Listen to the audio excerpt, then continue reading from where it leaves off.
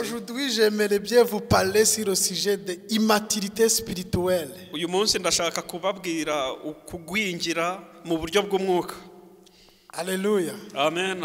Alléluia. Amen. Comme vous le savez, Nk'uko mubizi,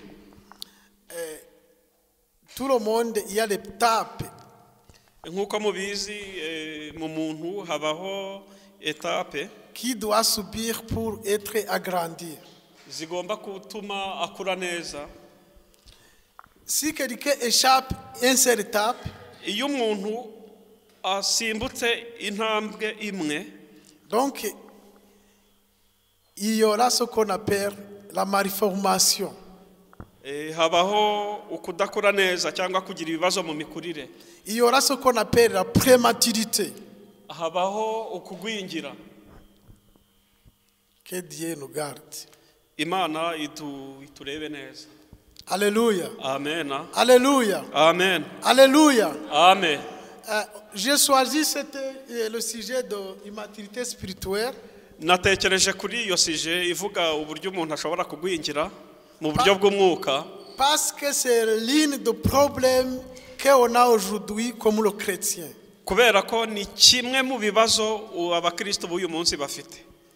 Alors, avant de commencer, j'aimerais inviter quelqu'un qui gihe- peut nous lire 1 Pierre, Mbere yo gutangira ndashaka kusaba umuntu wadusomera 1 Pierre chapitre 2 verset 2.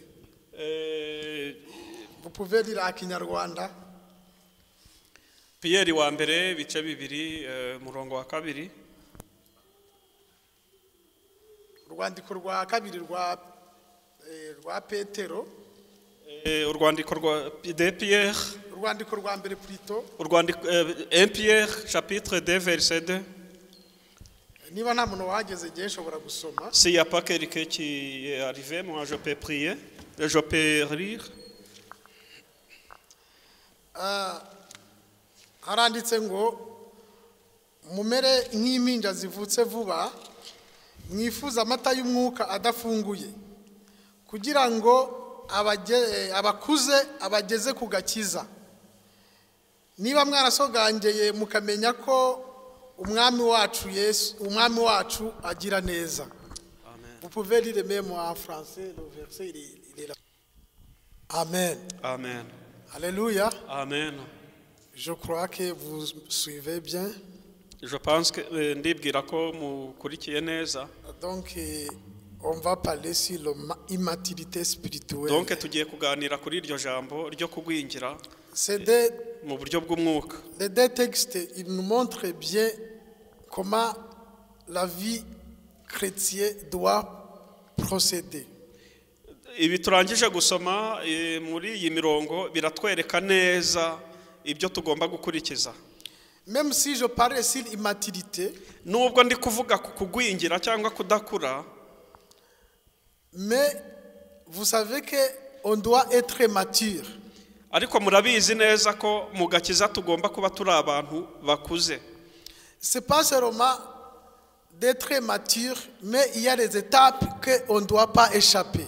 Hari ibintu by'ingenzi tutagomba gusimbuka kurenga. Aujourd'hui, je voudrais bien comparer Uyu munsi ndashaka gukora ikigereranyo les comparaisons entre l'homme que nous ne voyons pas, invisible, ku muntu twebwe tutabona, ou bien l'homme qui est à l'intérieur, ou bien mais ça dépend comment les umuntu wacu w'imbere, et l'homme physique que nous voyons. n'umuntu nkawe uko tumubona. Qu'est-ce que les étapes qu'il doit suivre pour qu'il va être grandir? Ni ibihe bintu by'ingenzi agomba gukurikiza kugira ngo akure neza.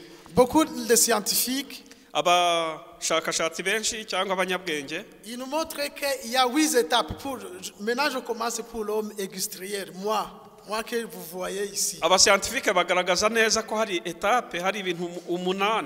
Disons, il y a le monsieur Eric Erickson, c'est pas moi, c'est Eric Erickson.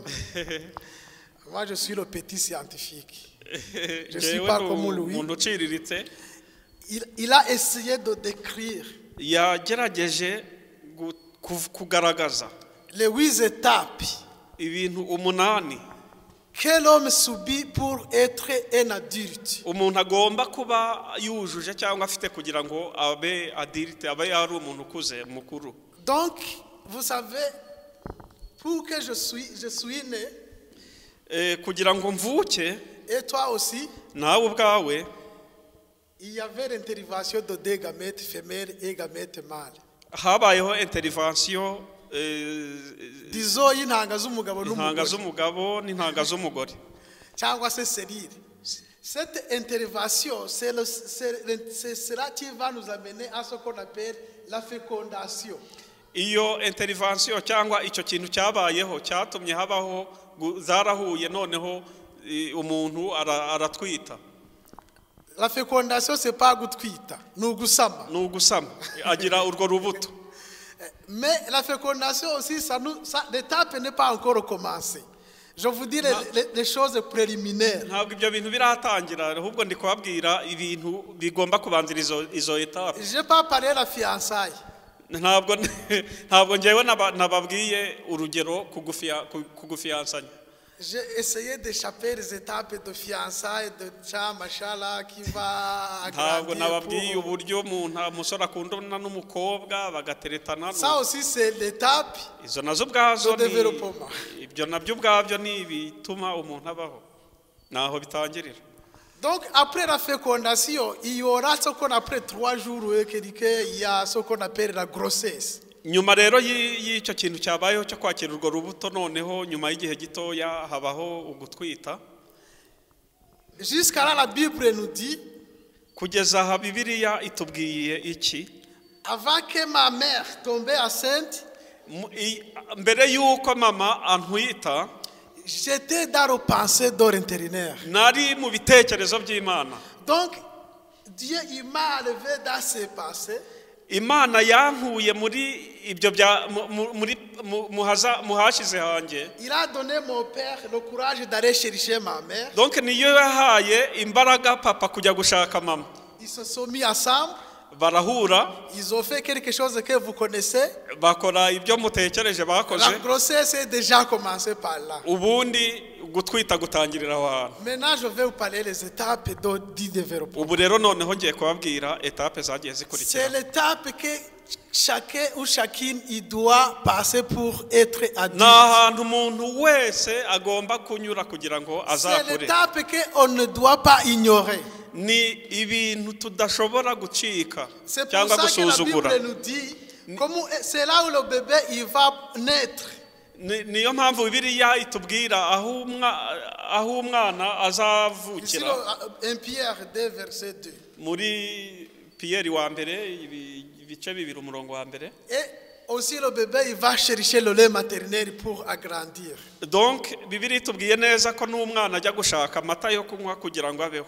Donc cette étape là c'est l'étape qu'on appelle l'étape de nourrisson. Iyi etape bayita etape nyine y'ubuhinja y'umwana. Voilà. Ça c'est l'étape très intéressante pour chacun et pour chacune. Iyi ngiyi yo ni etape iri umuntu wese agomba kunyuramo byanze bikuze. Disons ça commence là que ça commence quand un enfant est né. Ibi ngibi bitangira igihe umwana avutse. C'est la joie dans la famille. Ni abari ibyishimo ku muryango. On peut le comparer le jour que tu as accueilli le salut. Donc dushobora kubigereranya n'umunsi wakiriyeho agakiza. Le jour qui a accepté Jésus comme ton sauveur. Mu gihe wakirira Yesu nk'umwami n'umukiza wawe wari uvutse. Les membres de l'église ils étaient tous contents. abavandimwe cyangwa se abakristo bo muri caca yawe bagize ibyishimo. Ils ont applaudi pour toi. Bakomye mu mashyi kubera kukwakira nk'umwana. Tous les pasteurs se sont mis debout pour prier pour toi. Abapasteri barahagurutse kugira ngo bakire urwo ruhinja ruvutse. Même si tu ne savais pas ce que les gens ils sont en train de faire. Nubwo wowe wari utazi neza icyo abantu barimo bakora. Mais c'était le moment de joie pour toi. Ariko byari ibyishimo bikomeye cyane. C'était le moment de joie pour l'église. Byari ibyishimo kubera ku bwa église. C'était le moment de joie pour la société. Byari ibyishimo ku bwa société. Parce que tu étais un voleur. kuko wari igisambo. Maintenant tu as arrêté de voler. Mena waretse ubusambo. C'est la joie pour la société. Ni ibyishimo ku muryango mugari. Parce que tu étais un prostitué ou bien tu étais un adultère. Wari umusambanyi. Peut-être la prochaine fois ça sera ma femme que tu vas attaquer. Wenda ndatekereza ko kuzakurikira wari kuzatangira kwataka n'umudamu wanje. Mais c'est la joie pour moi parce que tu verras plus ma femme de cette façon-là. Ariko nta byishimo kuri njyewe kuko ntushobora kuzabona umudamu wanje warakijijwe muri izo ngeso. Cette étape, c'est la joie pour la société aussi. Iyo etape cyangwa si yo ntambwe ni ibyishimo ku bwa société. Alléluia. Amen. C'est la vraie étape pour la communication. Ni ibyishimo iyo etape kuyibamo cyangwa se tous les gens ne doivent pas passer chez toi sans dire bonjour. Abantu bose bashobora gutambuka iwawe batakubwiye bonjour. Tous les membres de l'église ils vont te dire que Dieu soit loué. Bonjour, comment ça va? Abantu bose ba église bazatangira kugusanga bakubaza amakuru bagusuhuze. Même si tu sais pas ce qui se passe. Ariko ntabwo uramenya ikiri kuba. Le ciel aussi il chante pour toi. Ijuru naryo ubwaryo riraririmba ku bwawe. C'est ce que la Bible nous dit. Même si un homme ou bien une personne se convertit, niyo mpamvu ijambo ry'Imana tugaragariza ko iyo umuntu umwe gusa yihannye, les anges commencent à chanter. Abamarayika mu ijuru batangira kuririmba. Parce que c'est le vainqueur. Kuko n'ubutsinzi bukomeye buba bubonetse. Mes chers amis, bavandimwe, cette étape-là pour nous aussi les hommes physiques. Iyo ntambwe rero kuri twe noneho abantu bagaragara. Je dis l'étape de nous, c'est la bonne étape parce que c'est là où tout le monde vous allez venir chez moi pour m'offrir des cadeaux. Ni ntambwe nziza kuko abantu bose usanga bari kuza mu muryango bazanye n'amakado. Même quand Jésus il est né, mu gihe Yesu ubwe nawe yavukaga, les bergers ils sont courus pour aller donner les cadeaux, pour adorer, pour louer. Abashumba batangiye gushaka amakado abantu bajyayo kugira ngo bamuhimbaze. Même les anges ils ont chanté. Abamarayika bararirimbye. Mais ça il y a pas de problème. Aha ngaha nta kibazo. Nous pouvons dire que Dieu il est bon.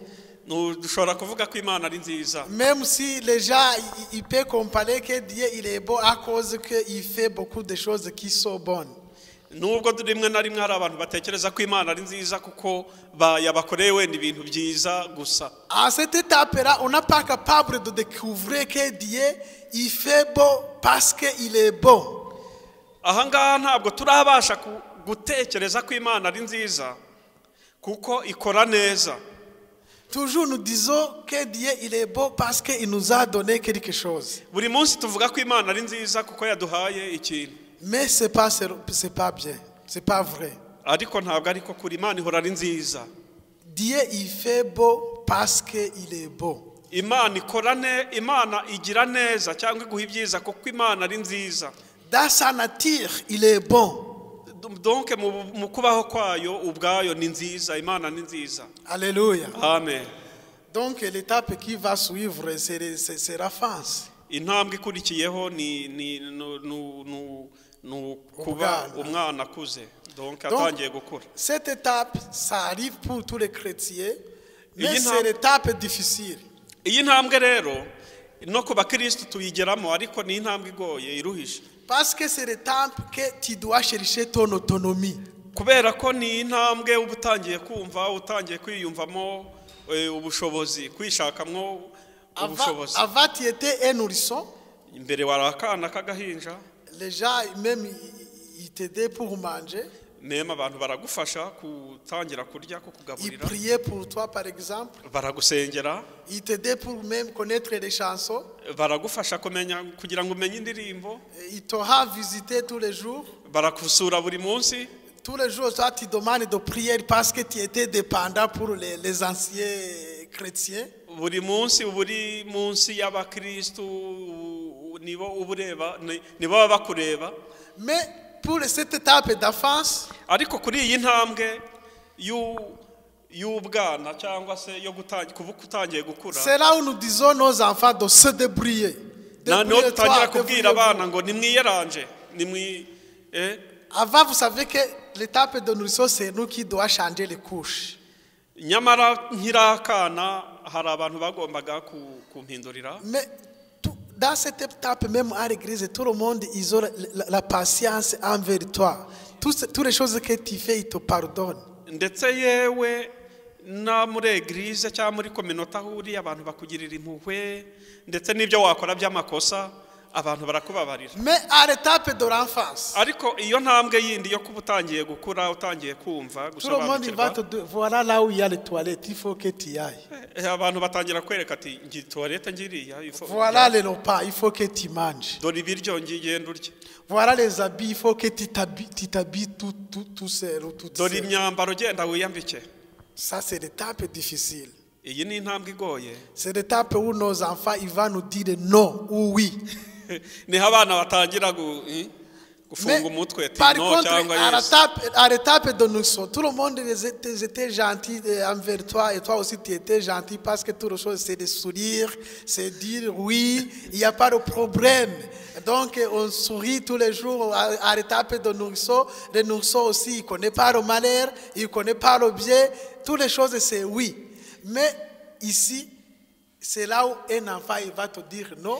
iyo ukiri muri ubwo iyo ukiri akana kagahinja kataragira ubwenge abantu bose baba bagufitiye impuhwe bakureba bakwitayeho ariko ahangaha utangiye gukora nyine niho ugeze mu gihe cyo kuba wabwira umuntu no.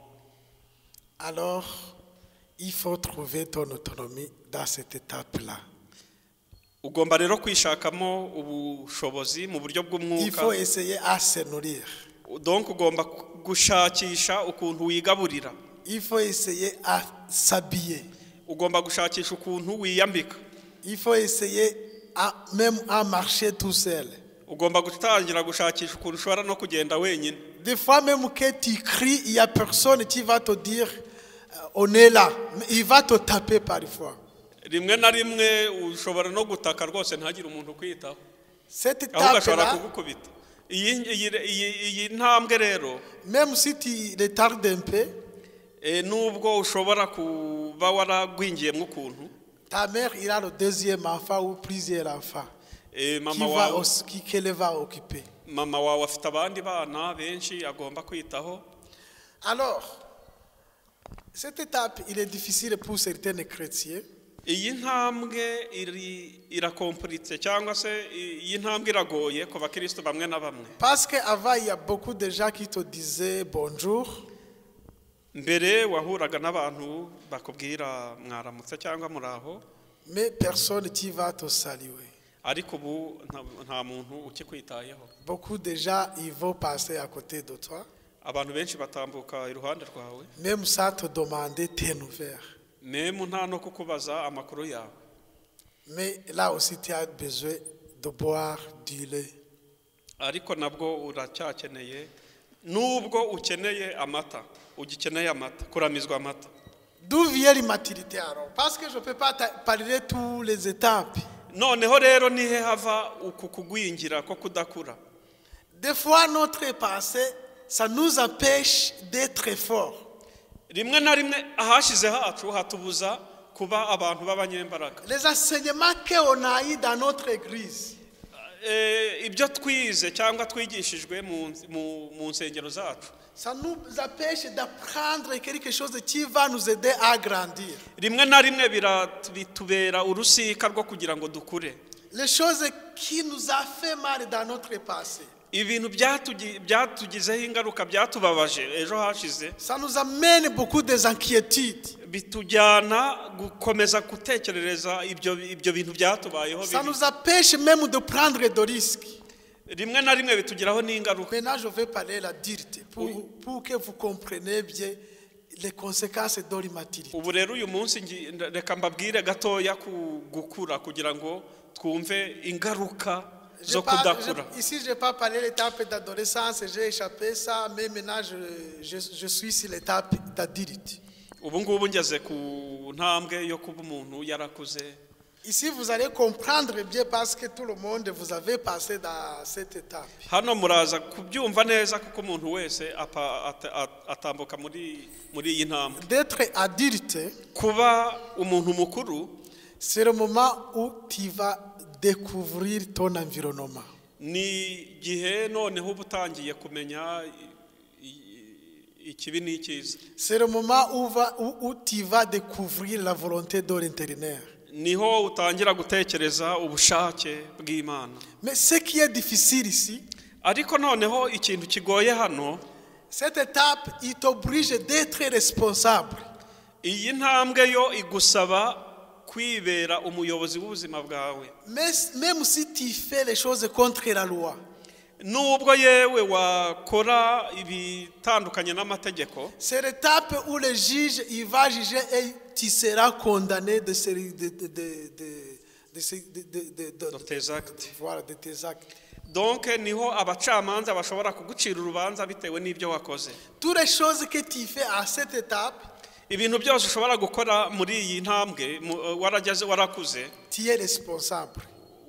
ni wowe byo wenyine gusa ubishinzwe, nta wundi uzabikumenyera. Les bonnes nouvelles à cette étape, ariko noneho inkuru nziza kuri iyi ntambwe, parce que c'est l'étape que nous avons vu beaucoup de choses, kuko ni ntambwe tunyuramo kandi tukabona ibintu byinshi. c'est l'étape que nous sommes devenus les experts. naho tuba noneho tumaze kuba abantu bakuze bashobora kumenya. C'est l'étape que nous avons beaucoup d'expériences. kandi ni intambwe aho tuba twaramaze kubona ibintu byinshi. C'est l'étape, les bonnes nouvelles, c'est que c'est l'étape d'être appelé à servir Dieu l'intérieur. Nuko ikishimishije nuko ariyo ntambwe ariho Imana ishobora kuguhamagara ukakira umuhamagaro w'Imana. Parlons l'homme extérieur à cette étape. Reka tuvuge gatoya ku muntu uyu nguyu umuntu tubona. À cette étape, kuri iyi ntambwe, c'est l'étape où la fille ou le garçon ni intambwe aho umukobwa cyangwa umusore umuhungu commence à découvrir la vie sexuelle. Niho atangira gutekereza iby'ubuzima bwa sexuelle. La vie sexuelle, quand nous parlons ça, c'est pas une étape que nous on peut dire, c'est pas les mauvaises étapes. ntimugire kandi ngo ni intambwe mbi. Parce que c'est le plan de Dieu que l'homme doit se procréer, doit se multiplier. Ni intambwe ikomeye cyane kuko ni Imana ikoresha kugira ngo abantu biyongere twororoke. Que tu sors, niko rero nawe usohoka, tu trouves un copain ou une copine, utangira gutekereza gushaka umufiance. Alors après vous allez fonder une famille, nyuma mukubaka umuryango, vous allez vous multiplier pour être ubundi nyuma mukororoka mukabyara kugira ngo mugwize umuryango. C'est là où on peut commencer à dire l'immaturité spirituelle. Aha rero niho noneho dushobora gutangira gutekereza ko umuntu yagwingiye mu buryo bw'umwuka. C'est là où tu vas trouver un chrétien qui demande toujours la prière. Niho utangira kubona umuntu udashobora gusenga ahubwo uhora asabiriza amasengesho. Tous les jours il demande la prière, il peut pas prier tout seul ou uyu muntu nubwo akuze ariko ntashobora kwisengera ku giti cye. Il est départ des autres. Donc ashaka kubeshwaho n'amasengesho y'abandi. Il n'a pas la volonté de chercher l'intérieur. Yewe nta nubwo agira ubushake bwo gushakisha Imana. Mais il va croire que c'est le pasteur qui va chercher à sa place. Atangira gutekereza hari ko ari pasteur uzamushakira Imana. Il n'a pas même l'envie de prêcher la parole de Dieu. Nta nubwo afite ubushake bwo il pense que c'est les évangélistes qui va le faire à sa part. Il veut rien faire. Seulement il dit un mot. Je suis sauvé. Je n'ai rien à dire. Jésus est mon sauveur.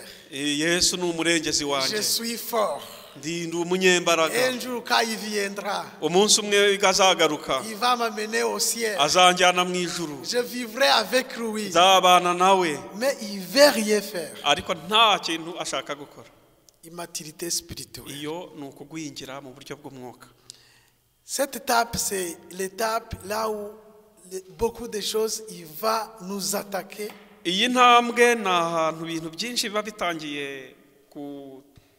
kutwataka kutwegera pour nous empêcher à se développer. kugira ngo bitubuze gutera imbere mu buryo bw'umwuka. C'est l'immaturité spirituelle. Icyo ngicyo nicyo bita kugwingira, ubugwingiri bwo mu buryo. Si Jésus il nous a appelés pour évangéliser, niba Yesu araduhamagaye kugira ngo tuvuge ubutumwa, c'est pour que nous puissions amener les gens vers lui. ni ukugira ngo tuzane abandi bantu, duhindurire abandi bantu kuri Kristo. À cette étape-là, iyi ntambwe rero tu vas trouver un chrétien, uzabona umukristo tous les actes qu'il fait, ibintu byose akora, ça empêche les gens de venir ahubwo à Jésus. aho kugira ngo azane abantu kuri Kristo, ahubwo ibyo akora bibuza abandi bantu kwinjira. Il va te demander, vous priez avec Félix? ashobora kukubaza eske musengana na Felix? Vous êtes dans la même église? muri mu rusengero rumwe? Ah, je n'y viendrai pas. ntabwo njyewe nshobora kuza. Si vous êtes avec lui, niba muri kumwe, moi je ne peux pas venir prier avec vous. njye ntabwo nshobora kuza gusengana namwe. Parce que lui, kuko we il a ce qu'on appelle l'immaturité spirituelle. kubera ko afite ubugwingiri, yaragwingiye. Il n'a pas amené les fruits pour que tout le monde puisse manger. ntabwo yera imbuto kugira ngo abantu bose bashobore kuzisoroma bazirye. Il n'est pas responsable. ntabwo ari responsable. Même toutes les choses qu'il dit, il va accuser les autres. ndetse ahubwo icyo atangira gutekereza no gukora ni ukwirirwa acira abandi imanza. Dans les membres de chorale, par exemple, disons, nko mu baririmbyi, si vous chantez mal, niba muririmbye nabi, il ne va pas trouver sa part. ntabwo we abonamo uruhare rwe yabigizeho. Toujours il cherche son excuse. abona ibyo kwiregura we. Mais c'est notre pianiste, c'est à cause de notre pianiste, c'est pas moi. Par exemple, c'est lui qui n'a pas même fait la répétition. ni ukubera umuntu wacurangaga piano, niyo mpamvu byagenze nabi. Mais il va pas le garder sa part. ntabwo ashobora kureba impamvu ye. Il va dire non, c'est le pianiste qui a joué mal le piano. ni umupianiste wakinnye nabi. Mais c'est les gens sur Aruto qui ont mal commencé. cyangwa se ni umuntu waririmbaga ijwi rya kabiri watangiye nabi. Parce qu'il ne voulait pas être responsable. ntabwo we rwose akeneye kugira uruhare rwe mu ibyo bintu. Que Dieu nous pardonne. Imana itubabarire. Ça c'est la maturité spirituelle. ibyo ngibyo iyo ni ingaruka yo kugwingira. Même si vous arrive quelque chose de difficile. nubwo ibintu bikomeye wenda byababaho. Parce que lui il est encore un enfant. kuko we akiri umwana. Il n'est pas capable de supporter les choses qui sont lourdes. ntabwo ashobora kwihanganira ibintu biremereye by'ibigeragezo. Il va vous abandonner. azahita yigendera. Il va quitter le chemin. azahita ava mu nzira. Parce qu'il n'a pas grandi. kuko ntabwo yigeze akura. Toujours il a besoin, il est dépend des autres. buri munsi yumva yabeshwaho n'abandi. Mais les gens là, ariko aba bantu ils connaissent autre chose. bafite ikindi kintu bazi. Quand tout ça passe bien, c'est comme un enfant à la maison. iyo bigenze neza. Si vous avez quelque chose à manger, c'est bien. Même il va dire mes repas. Tous les jours, c'est égocentrisme. Toutes les choses, ça passe autour de lui. ni kimwe n'abana mu rugo usanga buri wese avuga ati ni ibyanjye aka n'aka. Un enfant, il ne peut pas acheter la nourriture. nyamara umwana ntashobora kugura ibyo kurya. Mais si vous le mettez sur la table, ariko iyo mumushyize ku meza, tout ça va devenir à lui. byose bihita bihinduka ibye. Il va crier. niba mubikozeho aravuza induru. C'est ça l'immaturité spirituelle. niko abantu bakuze mu buryo Si ça passe bw'umwuka bien, il bakuze va nabi dire, ah, voilà mon pasteur. iyo abonye pasiteri ati Tous les jours, Dieu il parle sur lui. dore pasiteri wanjye Mais avuga ibyanjye gusa. si tu dis on va jeûner 3 jours pour demander le Saint-Esprit, ariko niyo muvuze ati tugiye gukora amasengesho y'iminsi 3 dusaba umwuka wera. il va vous dire, vous savez mes chers amis, ese murabizi inshuti zanjye, moi toujours j'ai un problème dans l'estomac, je ne peux pas me gêner. jewe buri gihe vraiment mfite ikibazo mu gifu, ntabwo nshobora gukora jeûne. J'ai besoin de boire du lait. byibuze numva nafata amata. Je ne peux pas faire les choses lourdes. ntabwo nshobora gukora ibintu biremereye. Parce que la Bible nous dit ce que je vous mets sur le dos, ce n'est pas les choses lourdes. kuko Bibiliya ivuga ko umutwaro wanjye mbakorera meme utanaremereye. Donc je voudrais vous demander la permission parce que je ne serai pas présent dans ces 3 jours de jeûne. nifuzaga kubasaba uruhushya kuko njye ntabwo nshobora kwiyiriza amasengesho y'iminsi 3.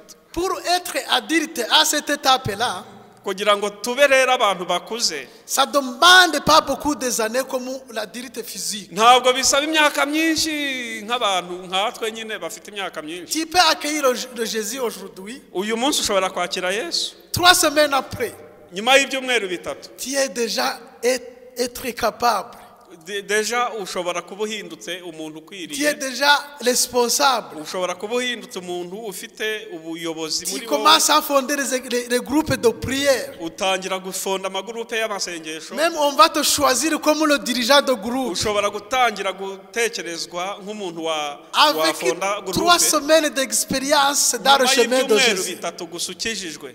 Mais l'étape physique. Ariko rero iyo umuntu akuze mu buzima busanzwe, ça dépend beaucoup des années biterwa n'imyaka nyine wagiye ugira. Plus que 21 ans. Nyuma hejuru ya 21. Alléluia. Amen. On va lire, on va arriver à la conséquence d'être. Je crois que je peux pas expliquer toutes les immaturités spirituelles. Ntabwo tugiye kugera wenda ku musozo gusoma, ariko sinshobora gusobanura ibintu byose bigize ukugwingira. Je vous ai déjà dit, chaque étape, il n'y a pas un problème. Gusa nababwiye ko buri cyiciro cyose tugeramo cy'ubuzima gifite ibyabyo bibazo. Mais il y a des conséquences. Hari ingaruka. La Bible nous dit, si tu es un enfant, même un enfant héritier. Bibiliya iravuga ngo iyo ukiri umwana. Le pasteur l'a dit la fois passée.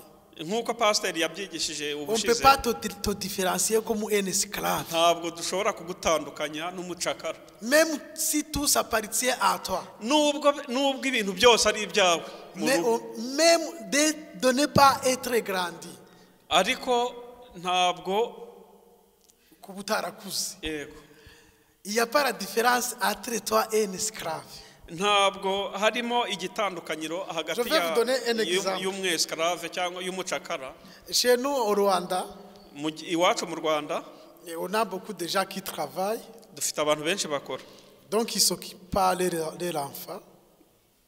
Ils ne peuvent pas s'occuper de l'enfant. Ntabwo ari bo bicungira abana babo, bafite abandi baba bacungira. Toujours on embauche quelqu'un pour garder nos enfants. Donc ushaka umuntu uza gukora mu rugo kugira ngo agucungire abana. Mais les gens que on peut donner ce travail, umuntu dushobora guha ako kazi, c'est les enfants qui n'ont pas quelque chose à manger. Akenshi n'abana badafite ibyo kurya. C'est des gens qui viennent de familles pauvres. N'abantu baba baturutse mu miryango ikennye. C'est eux qui acceptent le travail de garder les enfants. Nibo bashobora kwemera ako kazi. Quand il arrive à la maison, mu gihe ageze mu rugo, tu vas lui confier tout. Umushinga ibintu byose. Tu donnes le lait de l'enfant. Umuha amata yawe y'umwana. Même tu donnes les habits. Umuha imyambaro, imyenda. Tu donnes le repas, les nourritures. Umuha ibiryo byo kurya byiwe. Mais quand vous partez au travail, ariko iyo ugiye ku kazi, c'est pas tout le monde, mais certains. Ntabwo ari abantu benshi bose, ariko bibaho. Vous savez ce qui se passe? Muzi igishobora kubaho. Vous avez embauché quelqu'un qui a faim.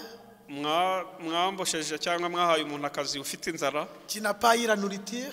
Utarabonye ibyo kurya bihagije. Vous avez lui donné le lait. Muhaye amata. Après vous direz c'est pour vos enfants. Nyuma mutekereje ko nuko vous savez ce qu'il fait? Muzi ibyo ashobora gukora. Il va regarder si vous êtes loué, si vous ne retournez pas. Atangira gutekereza ese ntibagaruka cyangwa ntibagarutse. Donc il prend le lait. Ashobora gufata amata. Il boit. Akayanywa. Après il reste une petite quantité. Hasigara duke. Il met de l'eau. Il mélange avec de l'eau. Akavangamo amazi. Il donne l'enfant. Agakubita umwana ati numwe. Le lait s'appartient à un enfant. Yamara amata mu byukuri yaraye umwana. Mais comme il n'est pas grandi. Ariko kuko nyine atakuza ashobora kuba umucakara. Maintenant c'est pour les gens qui doivent la garder. Ubu ngubu nayo umuntu ushobora kumucunga. Vous avez laissé la nourriture. Musigiye ibyo kurya. Des fois il y a les gens, c'est pas il y a les gens qui ont les mauvaises habitudes chez nous. Bo hari abantu bafite les gardes malades ne peuvent pas manger même les viandes. Il y a les gens qui donnent les patates douces, ça c'est pour vous, ça c'est pour mes enfants. Les bonnes nourritures c'est pour mes enfants et le patron de la maison. C'est comme ça l'Afrique. Hein. Alors, mais si vous êtes là, vous n'êtes pas là. Iyo mudahari rero. cette personne-là, il va tout manger. ashobora kubirya Même si les enfants ils sont là, nubwo abana baba bari aho il donne les patates douces que vous avez laissées, ashobora kubihera ibijumba mais il mange le repas des enfants. ubundi akirira ibyo kurya byiza C'est ça les conséquences de ne pas grandir. ngiyo ingaruka ya mbere yo kuba umuntu adakuze. Aujourd'hui, il y a des prophètes qui ont commencé à nous voler notre argent. uyu munsi hari abahanuzi benshi batangiye kujya baturya amafaranga Parce que nous ne sommes pas grandis. kuko tutakuze.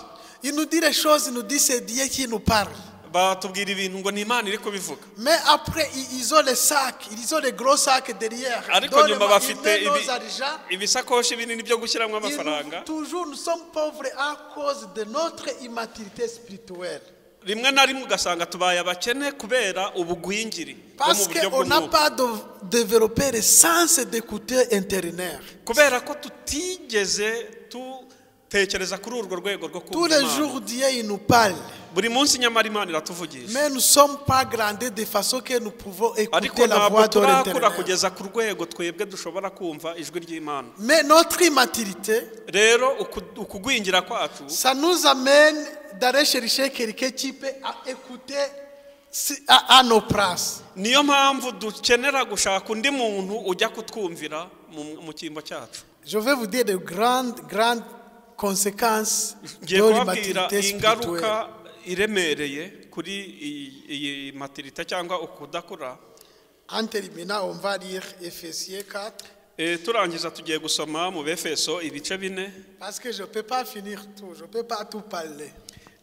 ngiye kurangiza ntabwo nshobora kubivuga byose. On va lire Ephésiens 4 et je demande pasteur André de nous lire. Abefeso ibice 4 Chapitre 14. umurongo wa 14. Oui. Ouais, chapitre 4, verset 14. Merci.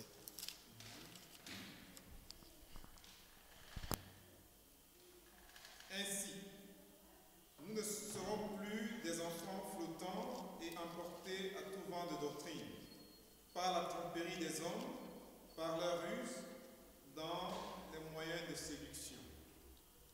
Amen. C'est ça. Si on n'est pas grandi, niba tutarakuze on est comme le vent qui souffle. tumeze nk'umuyaga uhuha. Tout le monde, il peut nous amener là où il veut. buri muntu wese ashobora kutujyana aho ashaka, On est capable de tout accepter. donc dushobora kubyemera byose. Si c'est le mal, on va dire oui, comme les enfants que je vous ai déjà dit. niba ari ikintu kibi dushobora kuvuga yego, Si nemusa ari bibi. on n'est pas capable de bien choisir le bien et le mal. ntabwo turaba abantu bashobora gutandukanya icyiza n'ikibi. Un enfant, il n'est pas capable de différencier les voix. ntabwo abana bamenya gutandukanya amajwi. À cette étape-là, les gens, ils n'ont pas capable de différencier si c'est le Satan qui parle ou bien si c'est l'intérieur, c'est le Dieu. rero kuri iyi ngingo ntabwo abantu babasha gutandukanya ijwi rya Satani n'ijwi ry'Imana. Toujours, ils sont dans les distractions, ils n'ont pas, dans les confusions, totalement confusion. buri munsi aba bantu bari mu gucanganyukirwa. Ils oublient facilement. yibagirwa vuba. Ils abandonnent facilement. batakaza ibyo bakagombye kugira vuba. Est-ce que tu es grandi ese warakuze ou bien tu es déjà attaqué avec l'immaturité spirituelle? cyangwa uracyarwana n'intambara n'ingaruka zo kugwingira? Dieu il veut que nous nous multiplions pour agrandir le royaume de Dieu. Imana ishaka ko tugwira kugira ngo twongere ubwami bw'Imana. Dieu il veut que tu sois responsable. Imana ishaka ko tuba abayobozi. Dieu il veut que tu vas nourrir les autres. Imana ishaka ko wowe ugaburira abandi Au lieu d'être nourri. aho kugira ngo wowe bakugaburire. Dieu il veut que nous marchions indépendamment. Imana ishaka ko wowe uba umuntu wigenga ushobora kwifatira ibyemezo. Sans besoin les autres qui va nous aider à marcher. ntabwo ukeneye abantu bagufata akaboko ngo Parce bakujyane. que quand nous sommes les adultes, kuko iyo dukuze On est capable de marcher pour aller évangéliser. Donc dushobora kuba dufite ubwo bushobozi bwo kujya kubwiriza. Mais si tu as besoin que quelqu'un qui va te soutenir pour t'aider à marcher à aller évangéliser. Ariko niba ugikeneye umuntu gufata akaboko ngo akujyane kubwiriza ubutumwa bwiza, tu ne verras plus. Ntabwo uzamubona. Il faut que tu sois agrandi. Nigomba kuba uri umuntu ukuze. Il faut que tu retrouves ton autonomie. Ugomba kwishakamo ubwo bushobozi. Parce qu'il y a le Saint-Esprit qui va nous aider à grandir. Kubera ko hari umwuka wera udufasha. Parce qu'il y a le sang de Jésus qui va nous délivrer dans notre histoire. Kubera ko hari amaraso ya Kristo abereyeho kudukura. Là où nous n'avons pas bien mangé pour être fortifiés. Niwe ugomba kandi kutugaburira kugira ngo tube turi abantu buzuye. La parole de Dieu, il est là pour nourrir les gens qui Imana rirahari kugira ngo ridutunge. Pour nourrir les gens qui ont attendez, le mot ça échappe. De malnutrition. Kugira ngo rigaburire abantu bariye nabi. Il a toutes les ingrédients. Il a hari ijambo ry'Imana ririmo indyo yuzuye. Qui va nous aider à grandir. Rizadufasha kugira ngo tube turi abantu bakuze. Prenez le courage.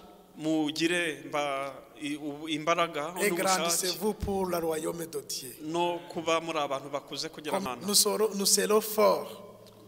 Nibigenda gutyo tuzaba abantu bafite imbaraga. Que Dieu nous protège. Imana idufashe. Et nous donne la force pour être les bons adultes. Iduhe imbaraga zo kuba turi abantu bavuyemo abantu bakuze neza mu buryo bw'umwuka.